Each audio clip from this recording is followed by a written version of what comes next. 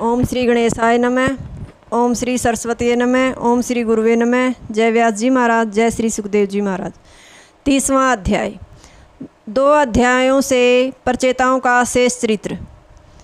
परचेताओं को भगवान विष्णु से वर प्राप्ति तथा उनका वारक्षी कन्या से विवाह। विदुर जी ने कहा, हे मुने, आपने पुरंजन का बड़ा सुंदर आध्यात्मिक उपाख्यान सुनाया, इससे मुझे बड़ी शांति मिली।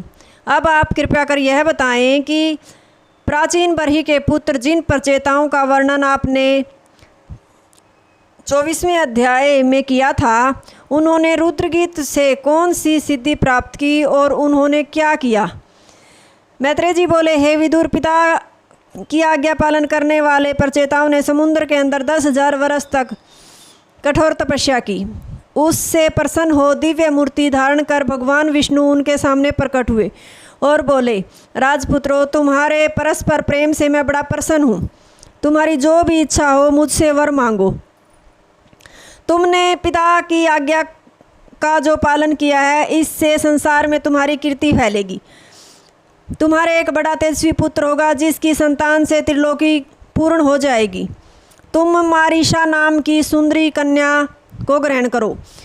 वह कंडू ऋषि से परम लोचा अप्सरा से उत्पन्न हुई है। वृक्षों ने उसका पोषण किया है। तुम सभी की वह एक ही पत्नी होगी। तुम उसके साथ 12 लाख वर्षों तक दिव्य भोगों का उपभोग कर अंत में विरक्त हो हमारे लोक को प्राप्त करोगे।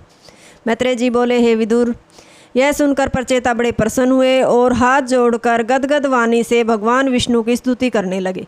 हे भगवान, आप भक्तों के क्लेश दूर करने वाले हैं, मन तथा वाणी से परे हैं। लीला के लिए ही आप नाना रूप धारण करते हैं। आपको नमस्कार है।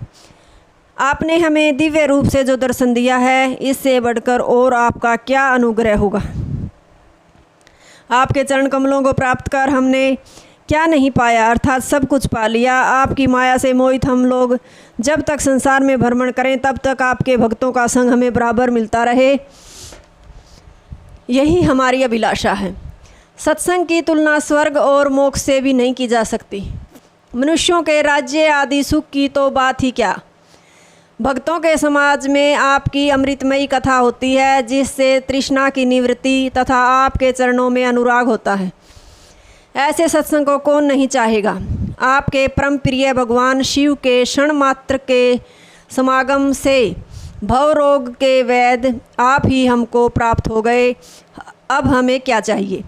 हमने जो कुछ पढ़ा, गुरु, वृद्ध और ब्राह्मणों की सेवा की तथा अन्न त्याग कर इतने दिनों तक जल में रहकर जो कठोर तपस्या की तथा और भी जो सत्कर्म किए हैं, वे सब आपकी प्रसन्नता के लिए हों।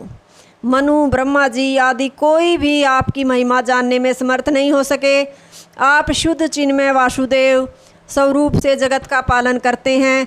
आपको हमारा नमस्कार है। इस प्रकार 21 श्लोकों से परचेताओं ने भगवान विष्णु की स्तुति की है। मैत्रेय जी बोले, हे विदुर, इस प्रकार परचेताओं द्वारा संस्तुत भगवान विष्णु ने वर प्रदान कर अंतर्ध्यान हो गए। बाद में परचेता समुद्र से बाहर निकले एवं समस्त पृथ्वी पर वृक्षों को देखकर वे बड़े कुपित हुए।